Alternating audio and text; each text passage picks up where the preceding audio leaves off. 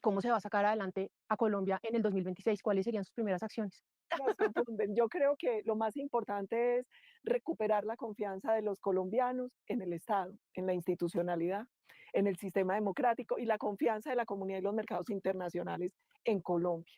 Y eso se logra con varias reformas. La primera, la reducción del tamaño del Estado, que viene acompañada de un proceso de digitalización y reducción de impuestos. Hoy en el mundo vemos que los estados más pequeños, más transparentes, más eficientes son los que han logrado una mayor penetración digital. Para nosotros esa primera gran transformación estatal va a ser clave y después viene el trabajo en cada uno de los sectores, el tema de seguridad y justicia, como lo decía Paloma, como lo decía Andrés, hay que recuperar la seguridad en Colombia, hay que recuperar el control institucional del Estado, cada centímetro del territorio, y eso pasa también por un combate a las rentas ilegales, eso pasa por una reforma a la justicia, porque usted puede tener la mejor fuerza pública, la mejor política de seguridad, pero si tiene una impunidad superior al 90%, como ocurre en Colombia, va a ser un fracaso. El segundo gran bloque tiene que ver con todo el tema económico. La inversión llega a un país cuando hay seguridad física, seguridad jurídica y cierta certeza política. Nosotros queremos que Colombia ocupe un gran lugar en el concierto de naciones. Como decía Pablo, hoy hay cómo lograr grandes revoluciones en el tema digital, en el tema energético, en la industria creativa. Colombia tiene un gran potencial que no se compadece con el crecimiento económico mediocre que ha tenido hasta ahora. Entonces hay una gran apuesta por unas líneas claras en el tema económico, por ejemplo, el sector minero energético. Yo sí soy súper jugada y no soy vergonzante y voy a hacer fracking y vamos a hacer minería y vamos a hablar de tierras raras y un montón de cosas que hoy son una posibilidad para el mundo y la gran revolución social. Yo creo que para Colombia es muy importante pensar una reforma estructural a la educación, recuperar el sistema de aseguramiento mixto en la salud es clave y lograr que cada colombiano, si tiene una empresa, un emprendimiento, pueda crecer con él. Entonces, para nosotros hoy lo más importante es vamos a recuperar la confianza y a partir de eso a rescatar cada una de las áreas más importantes para los colombianos, que es estar tranquilo, tener plata en el bolsillo y que sus sueños se puedan hacer realidad, Carlos. Con ustedes como presidentes o como presidentas, espero que no me funen por decir presidenta, ¿vamos a tener un país unido? ¿O resulta que entonces, como Petro ha segregado grupos, los blanquitos ricos, los que no piensan como él entonces son fascistas, los que piensan como él entonces son los más inteligentes? ¿Con ustedes se va a volver a la dignidad de ese artículo 188 de la Constitución Política de Colombia? Bueno, yo haría tres reflexiones. La primera es, hoy en el mundo hay una corriente de posverdad, populismo y polarización, de la que no escapó Colombia, sino que se exacerbó con Gustavo Petro. Uno, ¿cómo supera esas tres P? Con más verdad, con más diálogo franco y generando políticas y acuerdos a partir de la sensatez y no del radicalismo ideológico. Al ciudadano no le interesa si la seguridad es de izquierda o derecha, necesita vivir tranquilo, no le interesa si el crecimiento económico es de izquierda o derecha, necesita plata en el bolsillo, no le interesa si la educación es de izquierda o derecha, necesita que sus hijos puedan salir de la condena de pobres a través de la educación. Entonces, lo que yo creo es, primero, esto lo superamos cuando hay verdad, cuando hay diálogo popular y cuando volvemos a llenar la política de sentido. En vez de descalificarnos y usar etiquetas, desde la sensatez construimos consensos. Dos, se tiene que recuperar la dignidad de la figura del presidente y del gobierno. Los colombianos tienen que volverse a sentir orgullosos de su primer mandatario, de un gabinete que es técnico, no un gabinete Julián Guerreros. de personas que Mediocres. simplemente son activistas políticos. Colombia necesita y merece mucho más que eso. Y un tercer tema que para mí es importante, Colombia no ha construido una identidad como nación. Aquí el paisa sabe cómo se identifica, el costeño, el caleño o el vallecaucano, pero ¿qué somos como nación? Yo creo que esa es una tarea en construcción y es maravilloso porque eso nos va a permitir, primero, generar un lazo que nos unifique y la cultura es un gran lazo para generar identidad nacional, pero además para encontrar, yo creo que vamos a encontrar primero el propósito Mm. y ese propósito nos va a unir como nación. ¿Qué quiere ser Colombia en los próximos 50 o 100 años? Eso fue lo que logró que los tigres asiáticos, Corea del Sur, Taiwán, Singapur, pasaran de una situación más precaria que la nuestra a ser las potencias que son hoy. Encontraron a qué le iban a apostar todos y yo estoy segura que a partir del 26 nosotros vamos a encontrar ese propósito. Su lugar preferido de su tierra. Hablemos de lo bonito de Colombia. Yo tengo un problema, es que Antioquia es Colombia chiquitico. Ok. Nosotros tenemos 9 subregiones, 125 municipios y a uno le pasa lo del bohemio enamorado, lo que le pasa con Colombia. Es que usted va a un municipio, a una subregión y dice, no, ¿qué es esta hermosura? Va a la otra y cree que es más bonita que la anterior. O sea, es una locura. Estar en la playa de Urabá es demencial, en las montañas del oriente, tomando café en el suroeste, estar en ese calor de Caucasia, comiendo pescado en Puerto de Río, fue una locura, pues yo no tengo la culpa. Es que cuando uno nace en Colombia, fue madre, es que Dios lo vio con ojos de misericordia, uno es muy de buenas. Entonces yo nací en el mejor departamento del mundo, el mejor país del mundo, y yo me declaro locamente enamorada. Amo toda la comida paisa y la de toda Colombia. A mí la única comida que no me gusta es la poquita. De resto, me encanta la comida del Cauca, me encanta en el Valle. Lo único con lo que no he podido es el chontaduro, no sé por qué. De Es que resto, el que no todo come me gusta. chontaduro cuando es chiquito, después no lo Le entiende. le da lidia entenderlo. El resto a mí me puede dar una lulada, me puede dar lo que sea. Todo, mejor dicho, Colombia es una traga maluca para mí. Yo ahí no tengo cómo. Una traga maluca. Vamos a ver una frase muy sencilla. Cuando piensa en el expresidente Uribe, ¿usted qué piensa? Que una frase rápida. A mí el expresidente Uribe es el maestro. Yo llevo 25 años más o menos al lado de él trabajando. En Casa con él. Nariño, ¿no? Yo trabajé en la Casa de Nariño y con él uno aprende siempre. Yo creo que hay muchas lecciones. El amor infinito por Colombia, él nos enseñó que Colombia nunca va a ser una causa perdida, que Colombia merece cada sacrificio, hasta la última gota de sangre. Y además le enseña a uno a tener una visión muy integral de país. Él sabe no solo gerenciar, sino microgerencia. Siempre nos obliga, y yo creo que eso para los 5 ha sido muy lindo en el proceso, que cada propuesta y cada política la llevemos a detalle, a un gran nivel de detalle. Y yo creo que eso en lo público pocas veces se ve. Alguien que tiene la capacidad de tener una visión, gerenciarla y comunicarla. Y que en la gerencia hace microgerencia. Entonces, para mí, el presidente Uribe es un maestro. ¿Ustedes apostarían a quitarle el impuesto a la comida? Este gobierno quiso recaudar a través de ese impuesto 7 billones de pesos. ¿Cómo solucionar el tema de la economía de la clase media, de las clases más vulnerables? Y al mismo tiempo, ¿qué va a pasar con el tema de la salud? Varias cosas. La primera es, Colombia va a quedar, esto no lo percibe el colombiano y es muy importante explicárselo. Como está circulando la plata de la coca, de la minería ilegal, de un récord en remesas, de la mejor cosecha cafetera del año, el ciudadano no está sintiendo el mal manejo económico de este gobierno.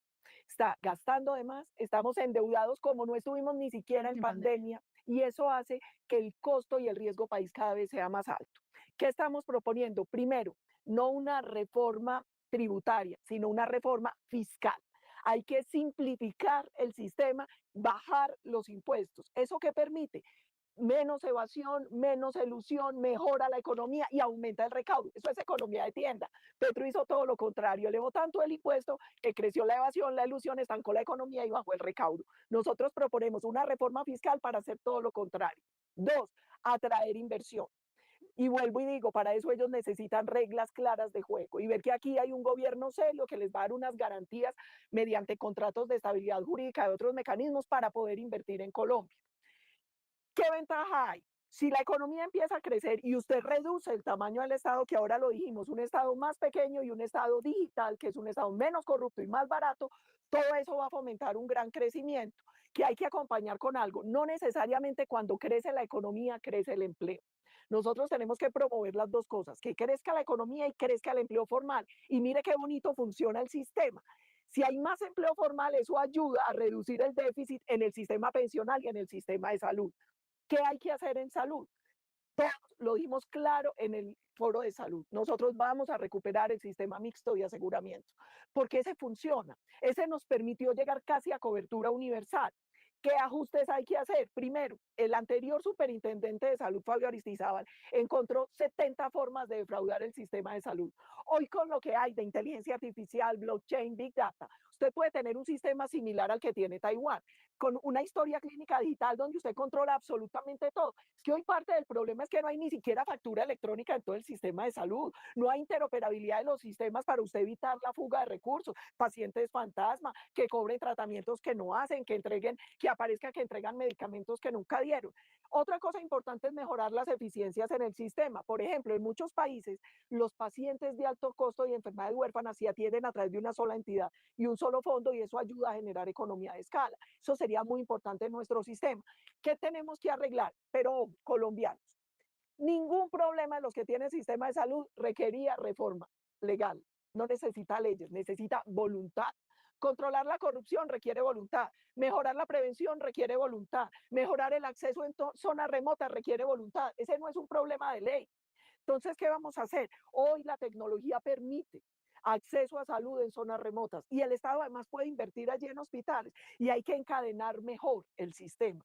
En eso hay herramientas. Colombia tiene una herramienta que se llama TERA para temas dermatológicos. Usted no se imagina la locura porque ahí todos los médicos interactúan a través de una foto, se evitan traslados innecesarios, se evita despilfarrar en tratamientos que no funcionan y funciona perfecto. Colombia hoy tiene una empresa que produce vacunas, Baxtera, Llano Grande. Hoy nosotros hemos avanzado más de lo que la gente cree en el sistema de salud. ¿Qué tenemos que hacer? Rescatarlo. Lo primero es, vamos a auditar y a reconocer las deudas. Hoy hay un problema real. La deuda del sistema de salud puede llegar a los 50 billones de pesos. Nosotros vamos a hacer auditoría, vamos a titular la regla y nos vamos a sentar a conversar porque todos vamos a tener que poner. Pero lo que no podemos es jugar con la vida de los colombianos. Nosotros tenemos que recuperar el sistema para que el colombiano vuelva a tener la cita, el tratamiento y el medicamento y no se mueran como se están muriendo. Además es que hay 1.501 pacientes, según, Que se han muerto de por no enfermedades acceso. raras porque no, en este año, porque no han recibido tratamiento. Entonces, Exactamente, y hay un y eso es una problema, realidad. es una realidad, y además lo que decía Paloma del cierre de IPS, se han cerrado más de 1000. Entonces, el gobierno engaña cuando dice es que no hay medicamentos, sí hay, paguen. Es que cierran servicios, los hospitales no los cierran porque no quieran prestar el servicio, porque no pagan. Y hoy, oiga esto tan grave, ellos intervinieron las EPS. Hoy el 60% de los pacientes están en EPS que tiene, de las que tiene Controladas. control el Estado y la deuda ha crecido y no se sabe dónde está la plata. ¿Cómo recuperar, para ir terminando y concluyendo y llegar allá al final y despedirnos, cómo recuperar las relaciones internacionales de Colombia? ¿Cuál es su visión frente a las dictaduras castrochavistas? ¿Y cómo defender la libertad y la democracia de Colombia después del 2030? Creo que una lección que nosotros aprendimos con dureza es que cuando se logra una visión de país y uno empieza a transformarlo, las transformaciones no se dan en 4 años, solo se sientan unas bases. Y dejar sucesor no necesariamente garantiza que se cuiden esas bases. Nosotros con dolor lo vivimos. Lo único que permite tener proyectos de largo plazo es entender que gobernar es educar. Nosotros necesitamos que todos los colombianos se comprometan con las ideas correctas. ¿Cuáles son las ideas correctas? Que con todos y sus defectos, el mejor sistema de gobierno es la democracia. Que tenemos que defender las libertades cueste lo que cueste, incluida la libertad económica y la propiedad privada como derecho. Que tenemos que propender por un Estado, por un país donde haya menos Estado y más empresa, donde haya menos regulación y más libertad, donde haya más confianza. Eso es clave. Si nosotros logramos que todas esas ideas vayan al corazón de los colombianos, no van a volver a elegir mal. Entonces yo siento que aquí lo más importante, y yo creo que eso ha sido lo más lindo de este proceso, que nosotros llevamos un año recorriendo el país, debatiendo de cara a los ciudadanos las ideas correctas. Cuando uno logra inocular esas ideas correctas y hace y gobierna con transparencia, no se equivoca y vuelve a recuperar la confianza en el sistema democrático y vuelve a recuperar la confianza en la institucionalidad y el colombiano vuelve a confiar en Colombia y los mercados internacionales también vuelven a creer en nuestro país. Entonces yo siento que lo más importante aquí va a ser, primero, entender que la coalición para ganar no es una coalición de pactos por allá raros o politiqueros, es lograr una gran unidad de muchos sectores políticos, económicos y sociales en torno a una plataforma de país, a un propósito superior de nación. Que en torno a eso nosotros tenemos que lograr ganar con tal eficacia y eficiencia que los ciudadanos quieran seguir en ese modelo y a la vez ir educando en esas ideas. Yo creo que eso va a ser clave. Estoy totalmente segura que Colombia va a empezar a construir una historia distinta como nación en el 26. ¿Sabe por qué? Porque siquiera ganó Petro. Yo estaba mamada. Cada 4 años, ahí viene el coco, ya vino. Ya el que quería probar el modelito probó y ya vimos que es un fracaso. Lo otro, nosotros tenemos que entender que Petro era terrible de opositor, es mamón de presidente, ese remamón de expresidente que pierde. Entonces eso también nos tiene que llevar a pensar que la coalición es para ganar y para gobernar. Y tiene que ser una coalición maciza, porque usted se imagina los embates de este señor contra el próximo gobierno. Solo lo resistimos si todos tenemos una claridad en ese propósito de nación y en que esa unidad tiene que ser una unidad de mediano y largo plazo. María Andrea, yo te puedo agregar una cosa. Yo llevo casi 12 años en la Comisión Asesora de Relaciones Exteriores, donde están los expresidentes.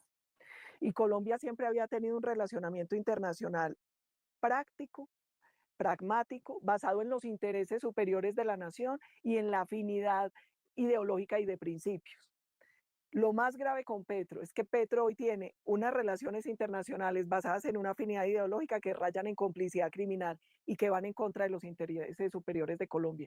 Por eso nos está alineando con China, con Irán, con Rusia, con Venezuela, con Nicaragua, con Cuba, y nos aleja de los aliados tradicionales de Colombia con quienes sí compartimos no solo comercio, que es muy importante, sino también valores como la democracia y la libertad. Paola Castillo. Colombia, nuestro propósito. Muy bien, la mejor de las suertes. Un aplauso para ustedes.